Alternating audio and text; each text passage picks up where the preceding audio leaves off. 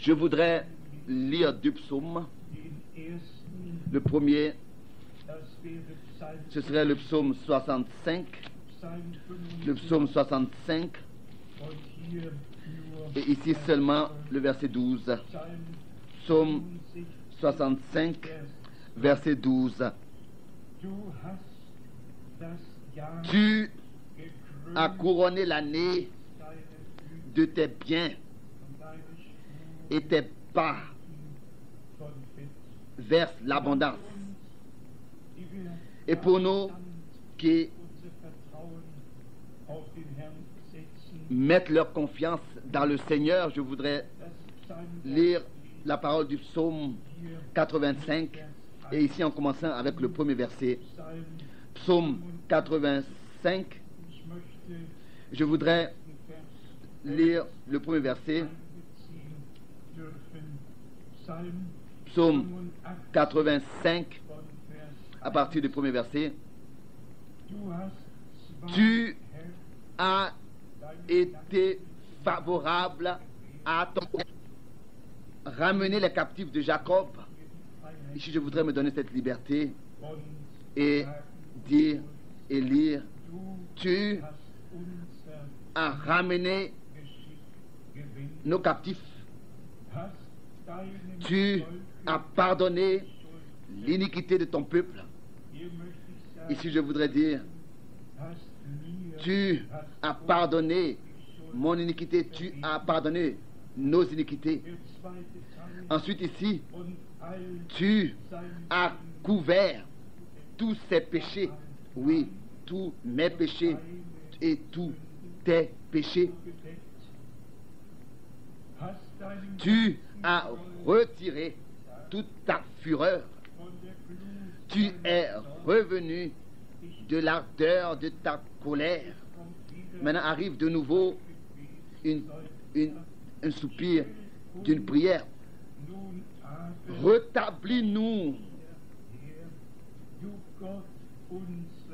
Dieu de notre salut. Ça, c'est notre prière. Rétablis toutes choses dans l'état primitif. Restaure toutes choses tel que c'était au commencement. Et cesse ton indignation contre nous.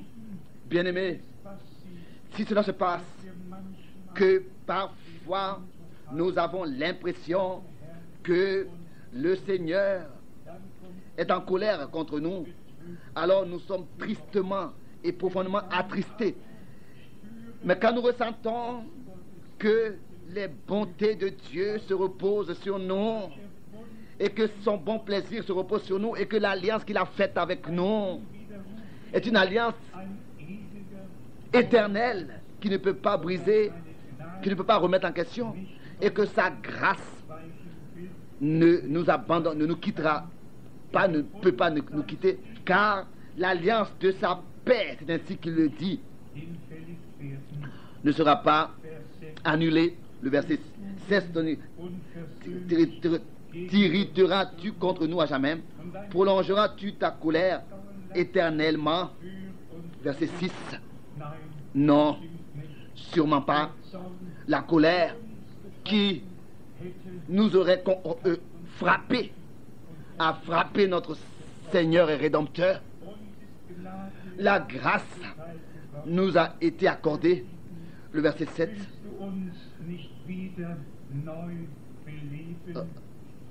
Ne nous rendras-tu pas la vie afin que ton peuple se réjouisse en toi? Ça, nous le voulons. Que le Seigneur puisse nous vivifier de nouveau. Éternel, verset 8, fais-nous voir ta grâce, ta bonté, et accorde-nous ton salut. Ça, ce sont des prières que nous faisons monter au Seigneur. J'écouterai ce que dit Dieu, l'Éternel. Oui, car il parle. Aux traductions, il annonce la bénédiction à son peuple. Il annonce la bénédiction à son peuple et à ses fidèles. Il est écrit: je te bénirai et tu seras une bénédiction. Il parle de paix à son peuple et à Vous entendez, ils ne l'ont pas entendu. Maintenant, le verset 19. Lorsqu'un homme écoute la parole du royaume et ne la comprend pas, le malin vient et enlève ce qui a été semé dans son cœur.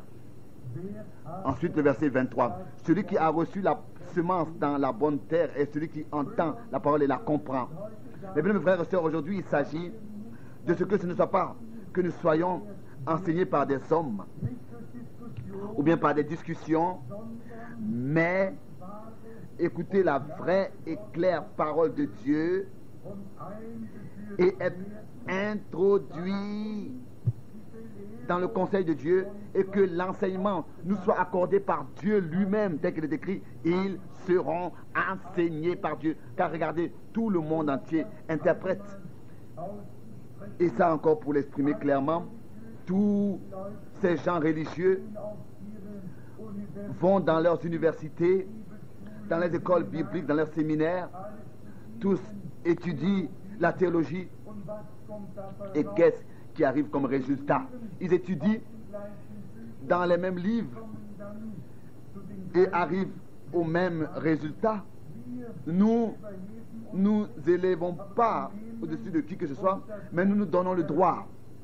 Nous nous prenons le droit de sonder les Écritures pour savoir est-ce que les choses sont écrites ainsi, comme c'est écrit dans Actes des Apôtres chapitre 17 verset 11.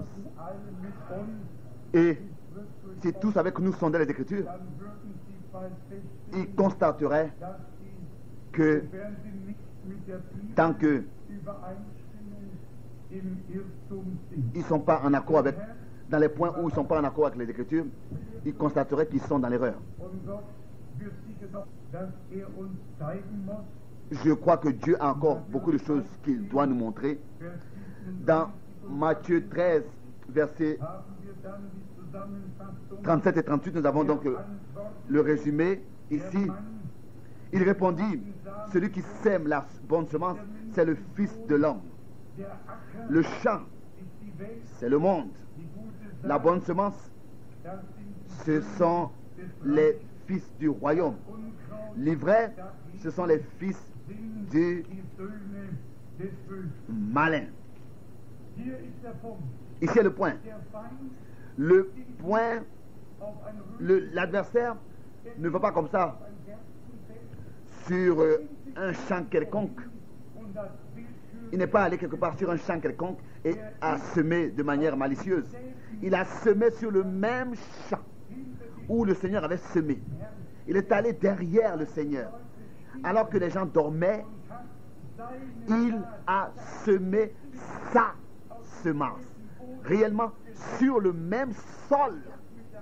Et cela avec l'exprès qu'il puisse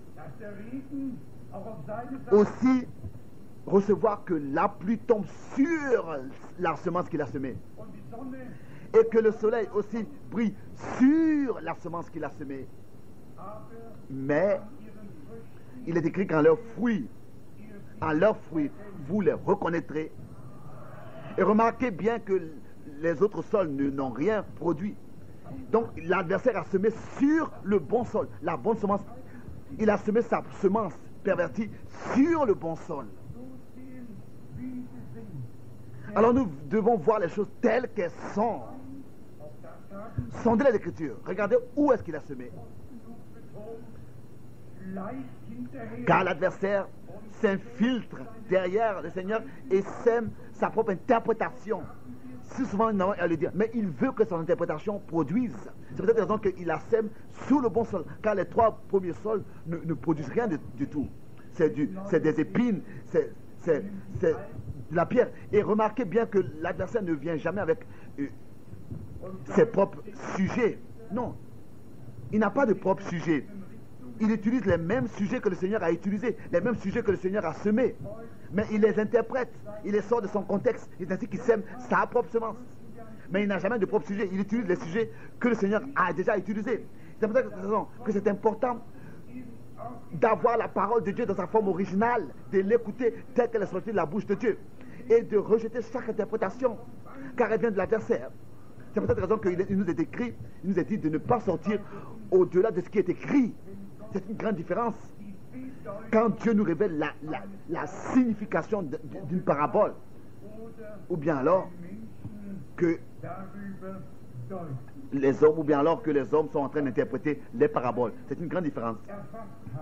Et je crois que nous avons compris cela et que nous pouvions dire amen à ça, que la parole de Dieu est toujours l'original, la semence originale, et qu'elle demeure éternellement.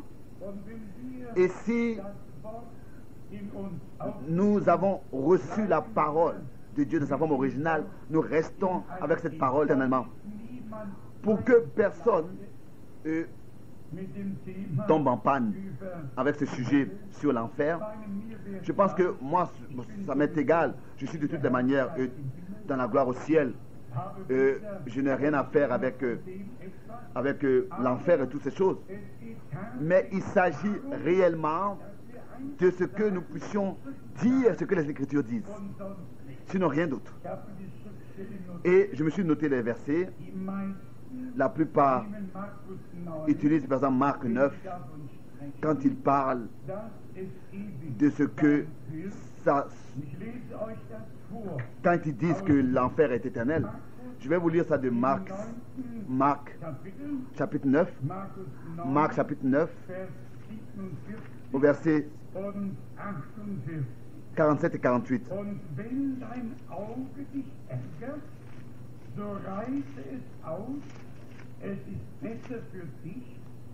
Marc chapitre 9, verset 47 et 46, 47 et 48, pardon. Et si ton œil est pour toi une occasion de chute, arrache-le, mieux vaut pour toi entrer dans le royaume de Dieu n'ayant qu'un œil que d'avoir deux yeux et d'être jeté dans la géhenne. Maintenant arrive. Où leur ver ne meurt point. Maintenant le verset 48, important. Et où le feu ne s'éteint point. Bon. Si nous prenons seulement un seul verset,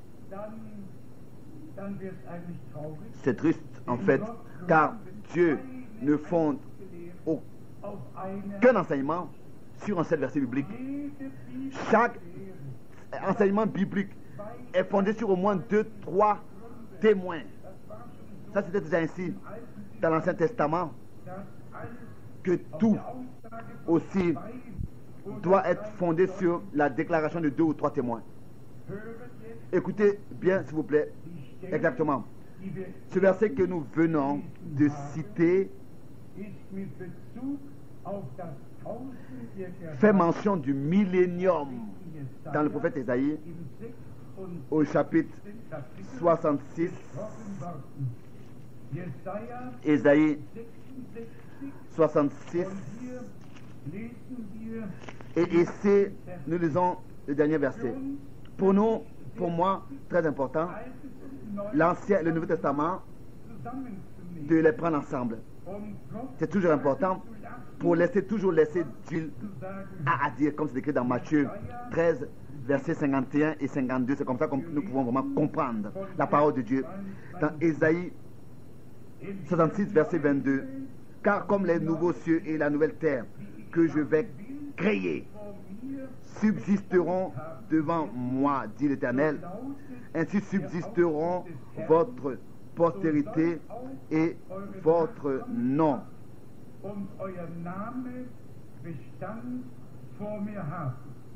Maintenant arrive. À chaque nouvelle lune et à chaque sabbat, toute chair viendra m'adorer, dit l'Éternel. Et quand on sortira, on verra les cadavres des hommes qui se sont rebellés contre moi, car leur ver ne mourra point et leur feu ne s'éteindra point, et ils seront pour toute chair un objet d'horreur. Et ils seront pour toute chair un objet d'horreur. Plus clair que cela, ça ne peut pas être dit. À chaque nouvelle lune et à chaque sabbat, donc par mois, à la nouvelle lune, toute chair viendra m'adorer de l'Éternel. Tous de la ville de Jérusalem, la Jérusalem terrestre viendront, pas l'épouse de la nouvelle Jérusalem céleste qui viendra dans un endroit particulier, non, mais tel qu'il est écrit ici, à chaque nouvelle lune et à chaque sabbat, toute chair viendra m'adorer de l'Éternel. Et c'est ainsi que quand ils sortiront, ils verront les cadavres des hommes qui se sont rebellés contre Dieu. Et ici il est écrit, car leur ver ne mourra point et leur feu ne s'éteindra point. Avez-vous compris tout cela? Où est-ce que cette parole de Marc a sa place? C'est très important de mettre chaque parole là où elle a réellement sa place. Dans Matthieu 13, nous avons déjà lu, nous voulons encore lire 2 versets dans Matthieu 13, seulement pour que aussi ce sujet, une fois pour toutes, ici soit traité, car vous savez que les questions par Internet sont énormes. Les gens veulent vraiment savoir comment est-ce que c'est-à-dire de Matthieu 13, verset 40. Nous lisons au verset 40 jusqu'au verset 42. Or, comme on arrache l'ivraie et qu'on la jette au feu, il en sera de même à la fin du monde. L'homme enverra ses anges qui arracheront de son royaume tous les scandales et ceux qui commettent l'iniquité, et ils les jetteront dans la fournaise ardente où il y aura des pleurs et des grincements de dents. Alors les justes resplendiront comme le soleil dans le royaume de leur Père. Que celui qui a des oreilles pour entendre, entende. Nous n'avons pas seulement des oreilles, mais nous entendons comment est-ce que Dieu parle avec nous par sa parole.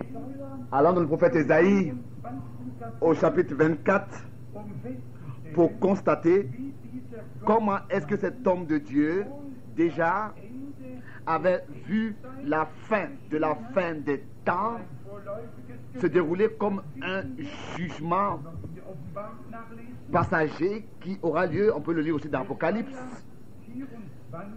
Ésaïe 24 au verset 21. En ce jour-là, cela aura lieu, l'Éternel appellera à rendre compte.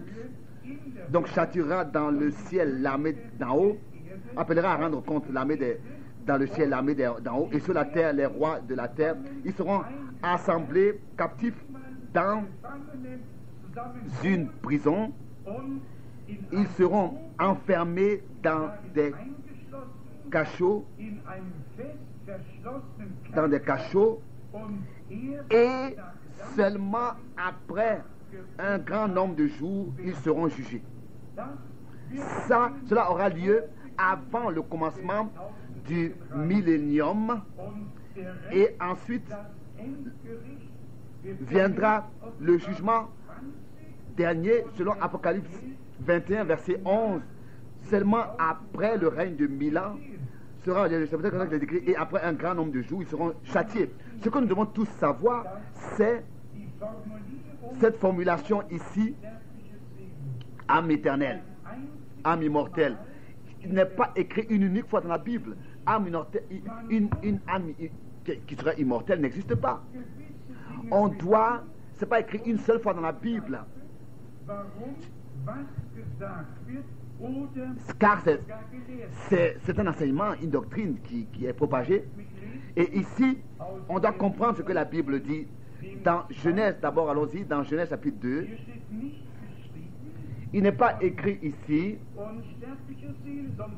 d'une âme immortelle, mais que l'homme est devenu une âme vivante. Genèse chapitre 2, verset 7. L'Éternel Dieu forma l'homme de la poussière de la terre. Il souffla dans ses narines un souffle de vie et l'homme devint une âme vivante. Autre traduction, une âme vivante, c'est ça. Ce qui est important ici pour nous est écrit dans Genèse chapitre 3, verset... Nous voyons aussi après la chute de l'homme, dans Genèse 3, verset 22, Adam et Ève étaient maintenant dans la chute de l'homme, dans le péché, et ici il est écrit, ils étaient dans la chute, et ici il dit, dans Genèse 3, au verset 22, après la chute, disons ici, verset 22 et 23, l'Éternel Dieu dit, verset 22 entièrement, voici, l'homme est devenu comme l'un de nous, pour la connaissance du bien et du mal. Maintenant arrive, empêchons-le maintenant d'avancer sa main, de prendre de l'arbre de vie, d'en manger et de vivre éternellement. Et de vivre éternellement.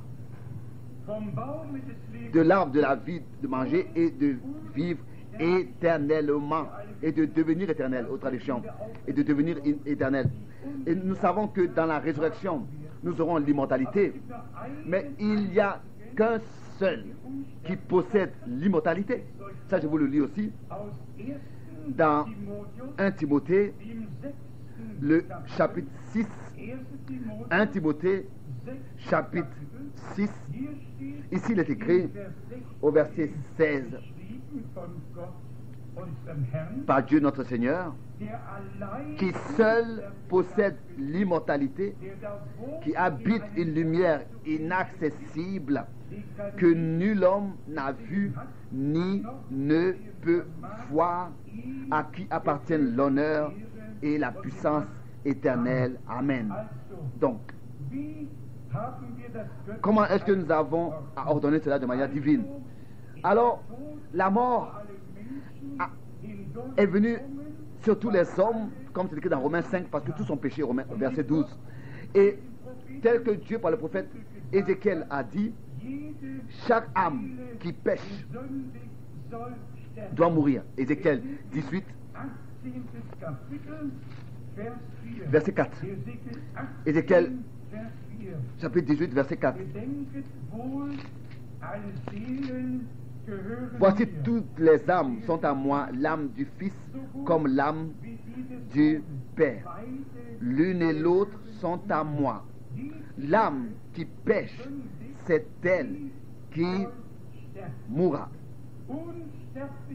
L'immortalité, nous la recevons en recevant la vie éternelle de Dieu.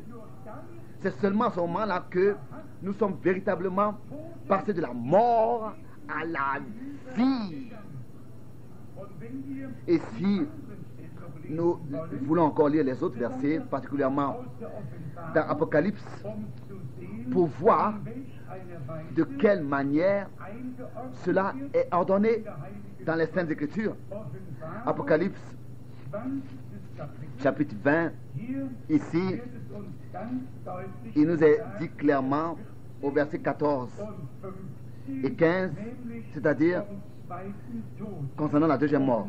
Apocalypse chapitre 20, verset 14 et 15. Puis la mort et le séjour des morts furent jetés dans les temps de feu. C'est la seconde mort, les temps de feu. Quiconque ne fut pas trouvé écrit dans le livre de vie fut jeté dans les temps de feu. C'est seulement après que Jean a vu la nouvelle terre et les nouveaux cieux, car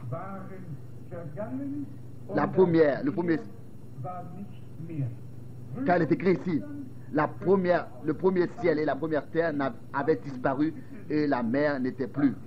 Nous pouvons lire en ce qui concerne la deuxième mort dans Apocalypse chapitre 2 verset 11. Wer ein Ohr hat, der höre, was der Geist den Gemeinden sagt. Wer da überwindet, dem soll der zweite Tod nicht anfangen. Que celui qui a des oreilles entende ce que l'Esprit dit aux églises. Celui qui vaincra n'aura pas à souffrir la seconde mort. C'est important d'expérimenter la grâce de Dieu. Car ici dans Ézéchiel 18 verset 4, l'âme qui pêche, c'est elle qui mourra. Ici, il s'agit de la deuxième mort. Et je vais vous lire. Seulement celui qui a le Fils a la vie éternelle. Celui qui n'a pas le Fils n'a pas la vie éternelle. Car la vie, si je pouvais avoir la vie éternelle sans le Fils, sans la rédemption, alors le Rédempteur n'avait pas eu besoin de venir, n'aurait pas eu besoin de venir. Mais il devait mourir selon la mort naturelle pour que nous soyons transformés, nous puissions être transformés et être pris dans l'immortalité. Ici, dans 1 Jean, chapitre 5, verset 11 et 12.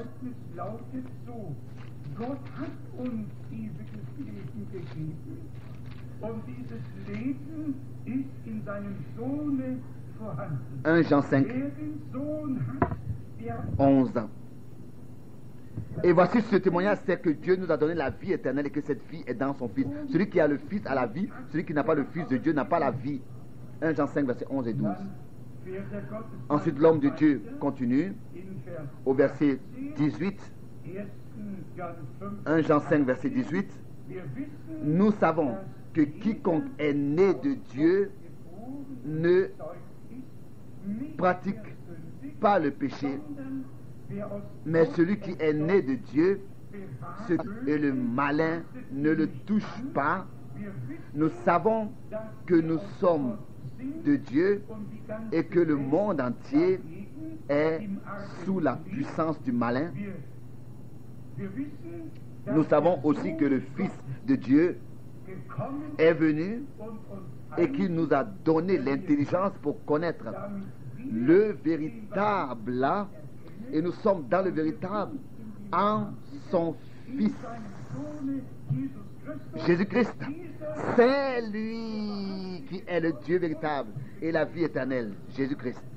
Alléluia. Et celui qui l'a, il est réellement passé de la mort à la vie. C'est en lui seul que nous avons la vie éternelle. Alors nous voulons résumer. Parfois, et souvent nous mentionnons son nom. Si Dieu réellement l'a utilisé, déjà avant l'ouverture des sceaux, à établir ces vérités-là sur lesquelles il y avait des disputes. Tant que les hommes existent, ils se sont toujours disputés sur de tels sujets. Et tous arrivaient à des différents résultats. Ce qui est important pour nous, c'est que nous puissions toujours utiliser tous les versets bibliques qui traitent un sujet et les résumer ensemble. Et c'est très clair et très compréhensible. Dans le jour dans lequel Adam et Ève ont péché, la mort est venue sur eux et la mort est réellement venue sur tous les hommes. C'est écrit dans Romains 5. Et le Seigneur de gloire est venu lui-même dans ce corps de chair pour mourir naturellement. Vous pouvez le lire dans beaucoup de versets bibliques et particulièrement dans 1 Corinthiens, le chapitre 15, que la mortalité revêtera l'immortalité et que la corruption revêtera l'incorruptibilité, mais tout cela sur le fondement de l'œuvre accomplie de la rédemption sur la croix à Golgotha. 1 Corinthiens, chapitre 15, verset 49. Et de même que nous avons porté l'image du terrestre, nous porterons aussi l'image du céleste. Et ensuite, le verset 53. Car il faut que ce corps corruptible revête l'incorruptibilité et que ce corps mortel revête l'immortalité. Ensuite, il nous est dit que lorsque ce corps corruptible revêtera l'incorruptibilité et que ce corps mortel aura revêtu l'immortalité, alors s'accomplira la parole qui est écrite. La mort a été engloutie dans la victoire. Ô mort, où est ta victoire? Ô mort, où est ton aiguillon? Alléluia. Bien-aimés frères et sœurs et bien-aimés amis, Dieu nous a gardés par la rédemption. Il nous a accordé la grâce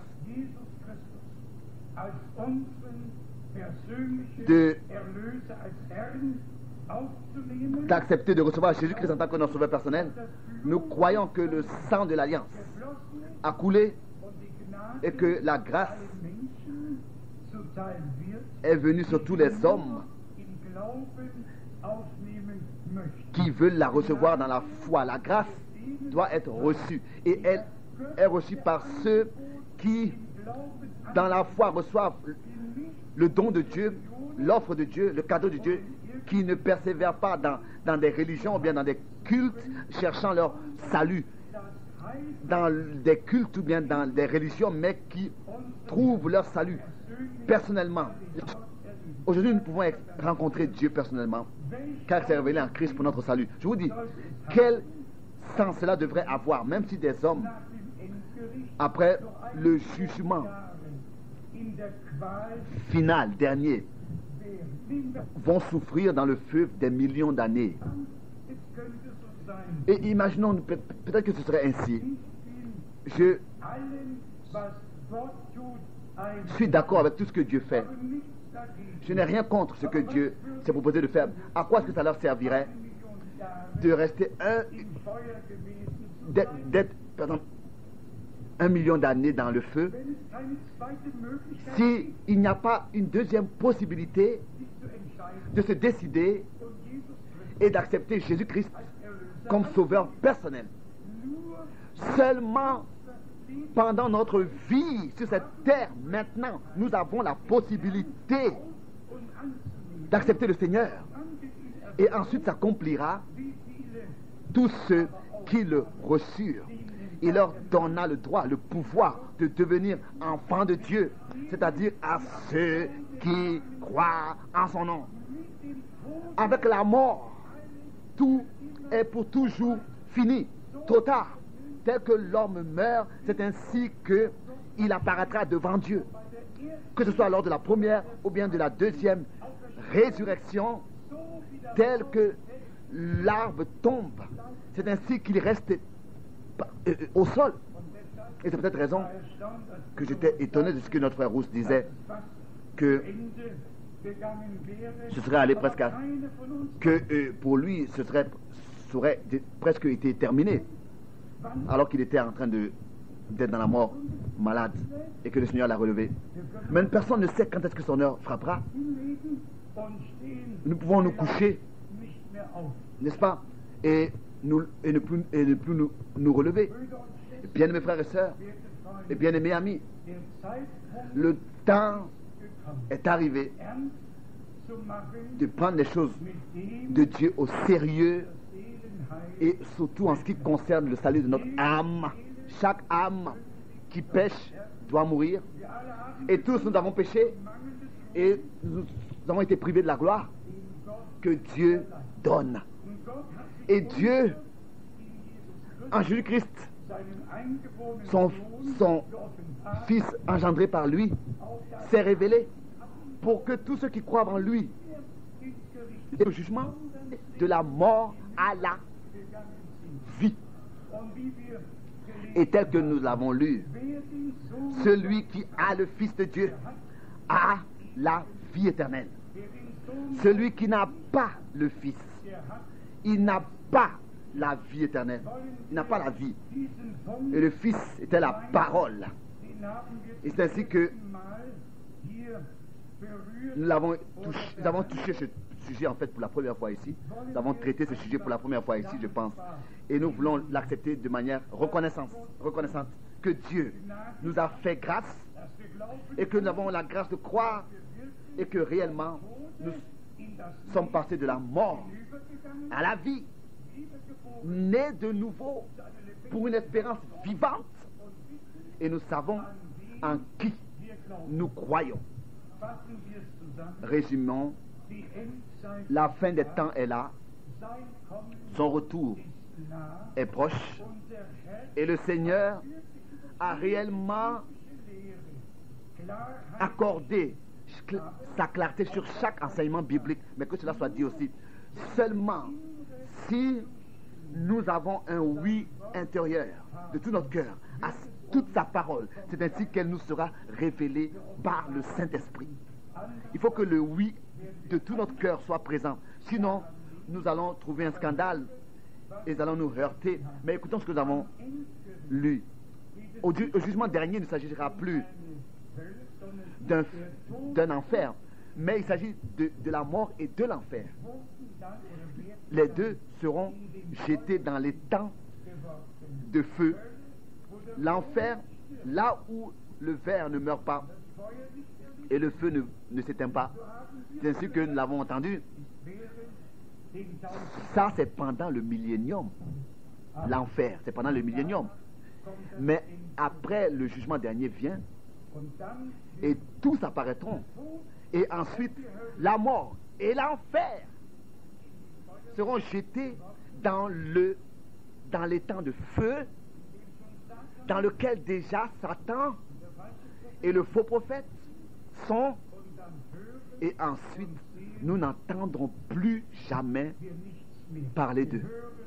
Nous allons plus jamais entendre parler d'eux, de tous ceux qui ont été jetés dans les temps de feu. Nous allons, dans toute l'éternité, plus entendre parler d'eux. Bien-aimés amis, cela sert à quelque chose de devenir croyant. Ça sert à quelque chose de recevoir le Seigneur. Ça sert à quelque chose de croire, comme l'a dit la Sainte Écriture, et d'avoir la certitude divine dans son cœur que nous appartenons à Dieu. Nous appartenons à Dieu. Nous sommes son appartenance. Et d'être établi dans l'adoption. Je ne crois pas que quelqu'un ici sera satisfait d'espérer comme ça, quelque part dans le futur, de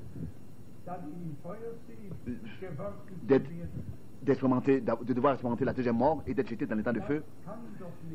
Quelqu'un ne peut pas quand même attendre ça, ne peut pas être satisfait de ça quand même. Ça ne devrait pas être le sens de notre vie sur terre, d'aboutir dans les temps de feu. C'est pas possible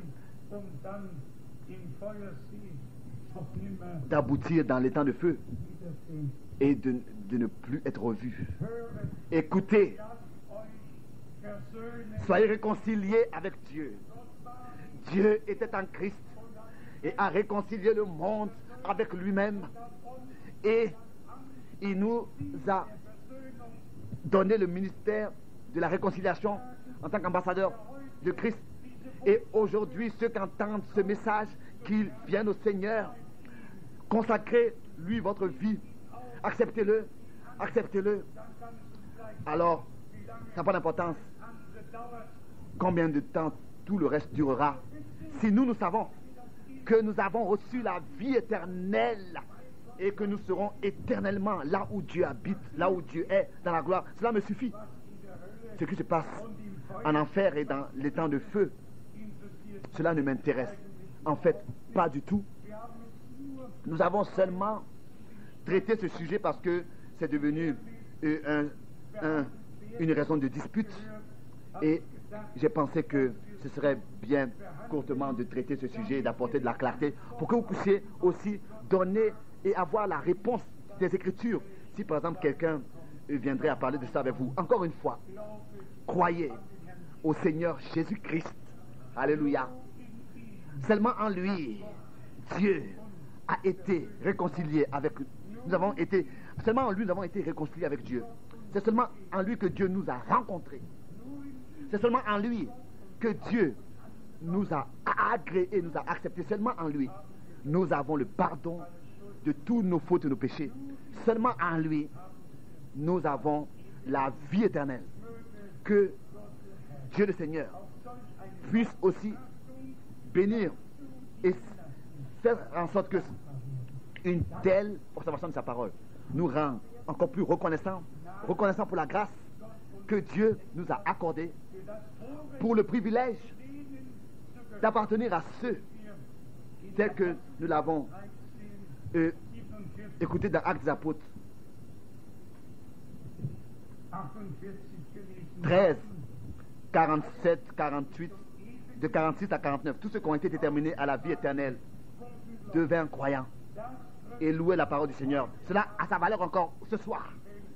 Si vous êtes réellement, si vous vous sentez digne de la vie éternelle, alors devenez aujourd'hui croyants.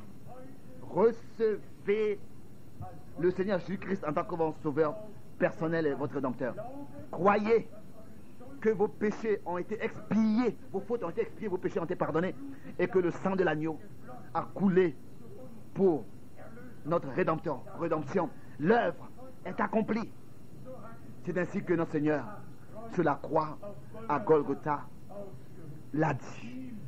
À lui, le Dieu Tout-Puissant, soit la louange, l'adoration, et la gloire et la reconnaissance, au nom de Jésus-Christ, notre Seigneur. Amen. Amen. Nous nous levons et nous chantons tel que je suis, sans rien de moi.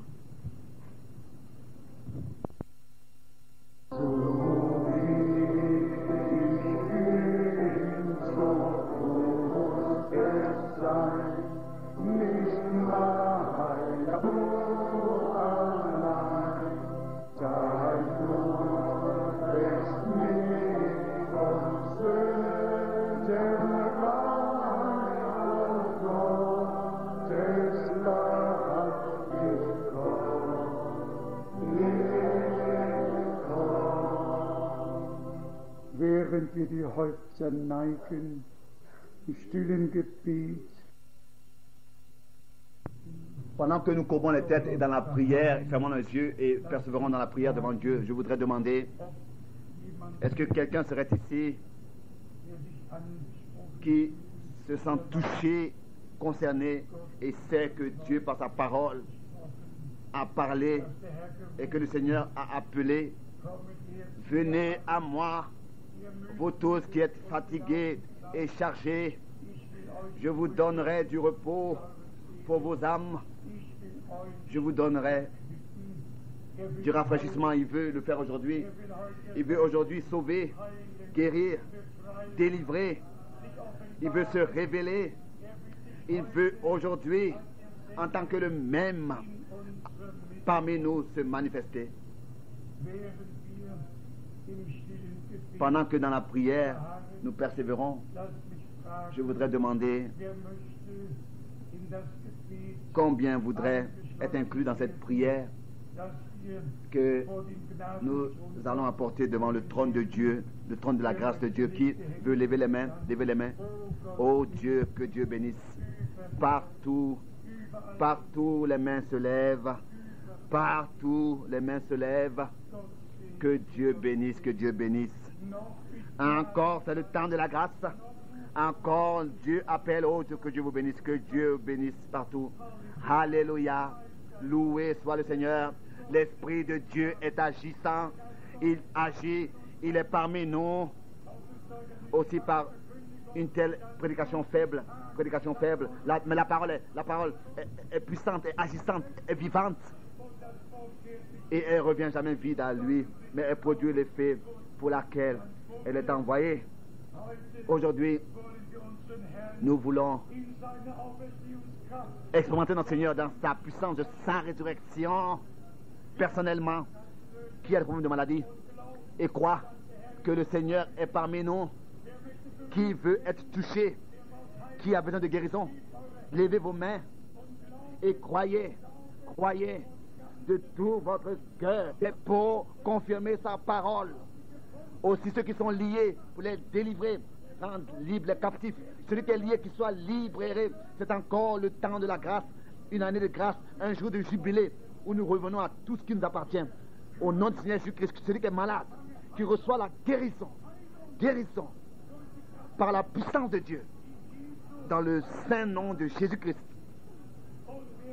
Et que celui qui est perdu, qu'il soit sauvé, maintenant sauvé, par la foi en Jésus-Christ, notre Seigneur, Alléluia, et Rédempteur. Tous ceux qui croient en lui reçoivent le pardon, la grâce et la délivrance et le salut au même instant. Pas demain, mais aujourd'hui, au moment où tu crois, Dieu est présent pour confirmer sa parole. Elle produit son effet en ceux qui croient et l'a confirmé. Il est plus que capable de faire tout ce qu'on pense et demande. Père Céleste, nous te remercions de tout notre cœur ensemble pour ta directe présence parmi nous. Nous te remercions pour le sang prêché de l'agneau, pour la parole, pour le Saint-Esprit qui conduit dans toute la vérité. Ô Seigneur notre Dieu, que maintenant le sang, la parole et l'Esprit soient à l'œuvre et que ta parole soit confirmée et que tous ceux qui ont besoin de grâce, de rédemption, du salut et du pardon des péchés, qu'ils puissent la recevoir, qu'ils puissent recevoir tout cela pour que cela soit une réalité pour eux. Qu'ils puissent d'abord voir que l'œuvre est accomplie et ensuite ils verront cela accompli dans leur vie. Oh Seigneur notre Dieu, encore nous vivons dans les jours de la Bible, dans les jours de la Bible.